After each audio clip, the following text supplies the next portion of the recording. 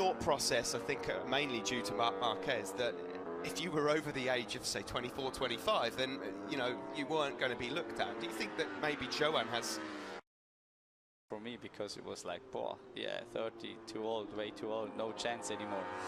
And it's as well very good to see that Valentino Rossi is still there and win races, you know, that helps for sure. My first MotoGP experience, so I have to say that. It was good. And how they work now over this year, it's also impressive for me to see. Well, we're just seeing here Maverick Vinales, of course, still fastest his time from yesterday. Marc Marquez has improved this morning, second quickest. Lorenzo has just been on a couple of laps as well. He's improved. Other riders that have made better efforts today: Pedrosa, Pol Espargaro, Bradley Smith. And nothing going at the moment for Cal Crutchlow, Tita Rabat. But I think many people understand now that not everybody is a Marquez, you know, and some guys maybe need a little bit longer to learn things. My other question, which isn't linked, is regarding Moto2. Are you quite relieved that you're leaving Moto2 when Acceleration is high, even in 5th gear still, or 4th gear, it's very high, so you don't have really time to think different things, but at the moment you need to get used to it. You need to get used to that speed, that you still have the capacity in your head to use the buttons, you know. It was not like that it was bored or you're boring on the straight. Yeah, that's absolutely perfect for me, that's right. I really can take these two guys as a reference. And even on Sepang, okay, next year in Sepang I will have a little bit, you know, they will have 4 days more than me on this bike, but still it's perfect to have them as Moto2 and perhaps Moto3 as well. Are there any particular riders, other than the obvious Joan Mir, that really you're looking at and thinking, wow, he could be a star of the future? Yeah, I mean it was like, if I separated, you know, the last year in the Moto2. Marquez, of course, we know will be strong. It's going to be, you've left a really strong championship behind, haven't you, for next year? But I really have to say the Moto2 class anyway, it's year by year, it's a really competitive class, it's a very good class, and it's a very good school, that's what I think as well. Yeah, as you said, also the rookie is going to be strong, and also like Sam Lowe's is going back, for example. This is very interesting for me to see, but the class anyway, it's a very good class, that's for sure. And as a Calex rider, you were racing close to Miguel in a number of races this year. What were your feelings on that day, and whether or not you felt after that race that maybe the championship was gone? It was difficult. I mean, the overseas races start, and it was... When we got to overseas, how the championship could close based on how well you did in Japan and Phillip Island last year, but obviously we got to Japan and the weather was really, really bad. It looked to us like in the commentary box you had severe visibility problems as well, so just take us through. Up a really good feeling. We had to work a lot with the bike and we didn't find the way finally, and I was struggling in the race. We tried to take out too much, or I was asking too much from the bike, from the setup, so we were building, and I never could build up a really good feeling with the bike. And then I had some... When you get on the bike in Malaysia, in Sepang? First step is now going home tomorrow morning here from Valencia back to Switzerland. My physiotherapist is at home, and I'm gonna work with him a lot every day, working, try to keep the movement in the feet in Malaysia. Well, I think I speak for Matt and a lot of fans in saying that we wish you a good winter. We hope that your recovery goes well, and we're really excited to see you jumping on board the bike in Sepang. We'll be covering that, I'm sure. And you know, I had the surgery. I have 2 screws in the foot right now, but the problem is it's not stable for load. It's just stable for movement. So I need to keep working, need to keep patient. Try also to keep the fitness. Lunch break that we will take, and then of course we'll bring you the final couple of hours of action. Valencia Spargaro, whilst we've been chatting to Tom Luthi, has put in a time there, a 30.889, and that is about a 10th off his fastest time from yesterday. Jorge Lorenzo, as we saw, has made some progress. If we, as we said, wish him a speedy recovery over the winter. Look forward to seeing him back in action then the end of January in Malaysia. Down to you, Dylan. Well, yeah, thank you very much, guys. I think it's worth talking to another rider who stepped up from the Moto2 class. I'm down here with Xavier Simeon in his box at the moment. Xavier, exciting time. I can put in the entry corner because it looks like the Michelin front tire has so much grip. So, and also the riding style in that area is quite different from Moto2. Normally with Moto2 you have to go on the corner with a lot of braking, but here you have to release the with how we are riding. And like I say, at the moment I'm just focused on the position, how to brake, and when I will have more like this normal, I will say, I will try to go a little bit faster. Finally, Xavier, you said taking it a little bit easy. Of course, you have been injured. When do you... At the door. We just heard from Tom Luthi, Matt, talk about, of course, the fact that he's got that great relationship with Gilles Bigot, his crew chief, who comes over to join him. We know that Taka Nakagami has got a great crew chief and loads of experience in Roman.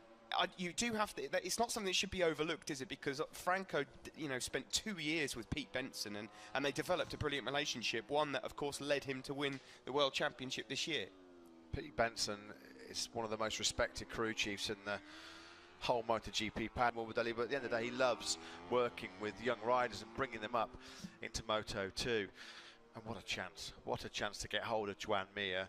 He's already, I'm not going to say a rough diamond, he's already the sort of polished gem, isn't he? Joan, if it doesn't work out between Ghibellini and Morbidelli. But you're right, Tom Luthi, it's very, very important. You get a relationship together with somebody that you trust implicitly. A crew chief who's formed a good relationship. Yeah, there was a bit of a tug-of-war going on between Mir and Morbidelli. But the good thing for Morbidelli is Diego Ghibellini is Italian. There's going to be no language barrier there whatsoever. He's already integrated into the Marc VDS system. He worked with Tito Rabat last year. That's his 5th crew chief in 5 years. So you're not forming those relationships. You're not forming those bonds. I mean, some riders will go through their entire career working with the same crew chief. Look at Santi Hernandez, who's worked with Marquez right from the get-go. And other riders like Scott Redding, they have not got that continuity. And when you're trying to learn different methods in different factory teams and learn different personalities, sometimes you can be chalk and cheese. It's difficult to form those new relationships. The first rider who's ever worked with it, he cannot 100% understand. I mean, he's so laid back, he should be competing in luge week in, week out. So let's hope that relationship can blossom. But it is an area, I think, of motorcycle racing, and also with this rider. Same emotions what he would do if he's won a Moto2 Grand Prix. He's very, very, very good at keeping his emotions in check. Nothing really ever gets or seems externally to get Franco Morbidelli flustered. Following each other out now. Where have we seen this before? Is Lorenzo going first with suggested mapping 8 on the dashboard? I'm stepping away from that conversation, to be perfectly honest. Fair to say that there's been a lot of column inches over the last... People are sort of sliding one way or the other when it comes to what was right and what was wrong. Either way, it's all in the past now, and they've got to focus on what happens now in the future. Well, if there is any animosity, he's got any issue to raise. Cal Crutchlow, I'm presuming, given the colour of his bike there, that this is the 2018, and he's just posted not only his fastest time off the test so far, but that time is actually faster than... Pretty happy when he got his first taste of that 2018 factory Honda yesterday. He was hoping that it didn't negate their main strength on that package this year, which is braking stability. We do know that the Hondas tended to have on board with Dovizioso. Then through his his latest run, this is where it all went horribly wrong for him in the race on Sunday. Came through turn 7 hot, ran off the circuit at turn number 8, and then just toppled over at slow speed. That was quite unusual, but of course then you've got Valencia here as well. There does seem to be certain circuits where the Ducati, they just sort of accept the fact that it's not going to work. Well, one key the year before, he took that unbelievable last lap victory over Marc Marquez in Japan, again in the rain conditions. Now look at his 4 dry race victories this year. Dovizioso, Mugello, Barcelona. Who was on the circuits where perhaps the Ducati does not perform. He doesn't do what Marc Marquez does. A bad day for Marc Marquez tends to be a 3rd or a 4th, whereas Dovizioso over in Austin, a 6th place, an 8th at Saxon. Here were wins. Guys, I'd just like to bring you down to the Yamaha box. I've got Maio Meregali here right now. Maio, we've just seen Maverick go out on the 2016 chassis with the aero fairing on. You seem to struggle so much, and ever since you started this test, things are going quite a lot better with quite similar bikes. Yes. No, it has been also it's difficult, and it looks like that we suffer this kind of condition much more than our competitors. This is my point of view. And at the moment, do you feel 16? So they have to find the best combination between the two bikes. And what we are going to test here will be tested also in Sepang because offer any kind of obvious explanation really as to why they are so much faster and so much more competitive at this test. Yes, a little bit baffling, and of course if it's confusing for the ride in Assen.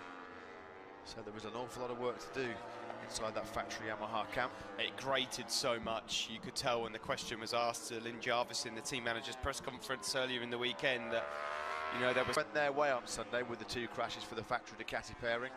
Remarkable really, isn't it? But yeah, work to do still for the Movistar Yamaha team. I guess at least while Maverick Vinales is out on circuit, is a bit of free. Joan Mir's personal manager, well-known representative of several rides. In fact, I think actually he's also Maverick Vinales' manager. So I think there's going to be forming an orderly queue to the door of Mr. Sanchez over the next few months. Now he's got Joan Mir on his books. Xavier Simeon here. Dylan spoke to him earlier on. His first time out on a machine, of course, on the MotoGP bike. He has got experience on 1000cc motorcycles, don't forget. Former champion at Superstock 1000, confirmed to be riding for the team in Moto3. Yeah, and I was just reliably informed, thanks actually to a former Moto3 world champion himself, Danny Kent, who I guess is watching at home back in the UK. 17 machine, that is still painted in team colours, but on the other machine, this is where we seem to have a new style. Now, it looks the same from the outside, but normally when we see a new one there, that means that there is something different. Now, quick before Neil Spalding barges you out of the way, Dylan. I'm not sure if he'll have spotted that yet, but I'm sure he'll be there pretty quickly. Here is Marc Marquez then. Still some comparisons going on for the world champion, world superbike as well. Yeah, current Japanese superbike champion. So he's got a few domestic on his CV, hasn't he, Takahashi? So he does okay. They're not consistent lap times that would get him particularly high up in Sunday's race, but this is his first time on a MotoGP machine. And I'm going to try. He was making sure he doesn't drift off too far. Yeah, that is his personal manager in the grey hoodie there, Paco Sanchez, who in the future is going to be a very busy man negotiating contracts for Joan Mir. Probably up to 2. So, it just looks so effortless sometimes for Marc Marquez to be lapping in the sort of mid to late 130s. He makes it look so easy. Everybody else race media commitments. I mean, we left the circuit about 4 hours after the race, and he was still in his leathers doing live interviews for the national broadcast here, Movistar, and it was unbelievable.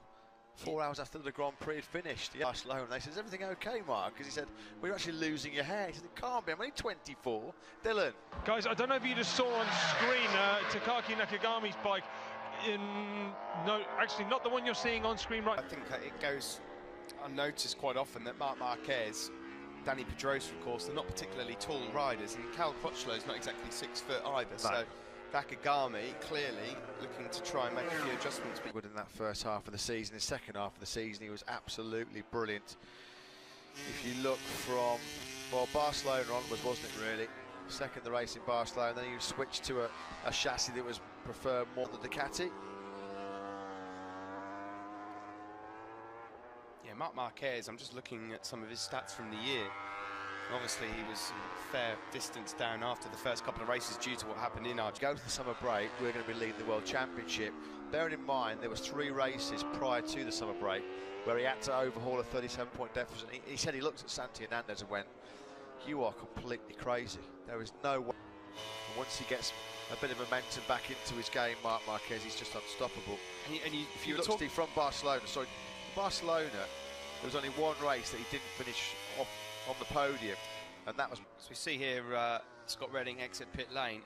The thing you mentioned about Dovizioso taking advantage of situations at circuits where Ducati was strong, Marc Marquez continues to cap his own mind. I mean, of course there are pressures involved, it's not just as easy as that, but it makes such a huge difference to a championship when you can look at it and say, well, there's 50 points already. Well, what has it been in Austin?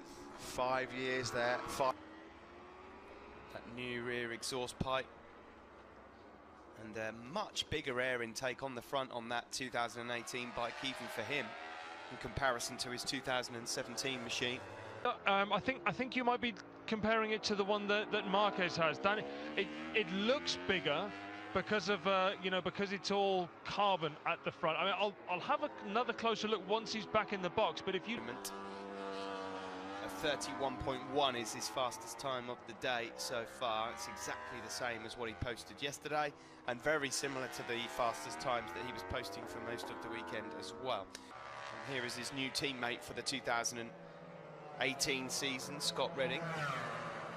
Goes across the line there, no improvement.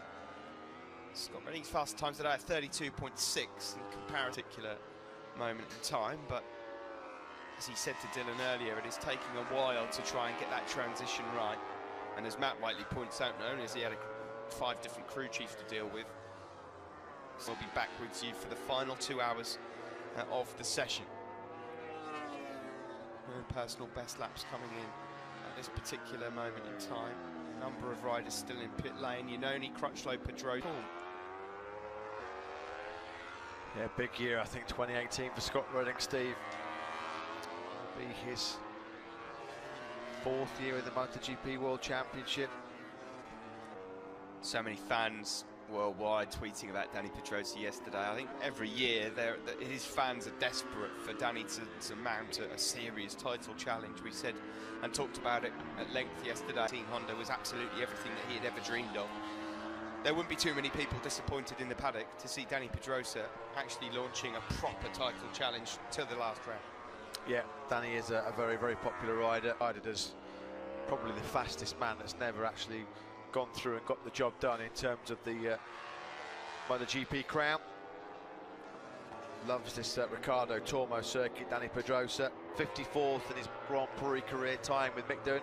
The problem here for Andrea Iannone, then on the factory Suzuki. Missed the whole of yesterday with a stomach bug, did Iannone, but instead of keen. Comes this very tricky left-hander now on the brakes, gets it a little bit out of shape going in, a little bit unsettled. And down he goes for Andrea Iannone. That was the corner, of course, where Valentino Rossi, about 40 minutes, as Steve said, until we take a lunch break as Andrea Dovizioso starts spraying gravel all over the circuit. Looks like he's going to be able to ride that motorcycle back to the Suzuki garage. He had a couple of crashes here on his Suzuki chassis. Is Andrea, and he finished a pretty disappointing season, very, very strongly actually, did the Italian.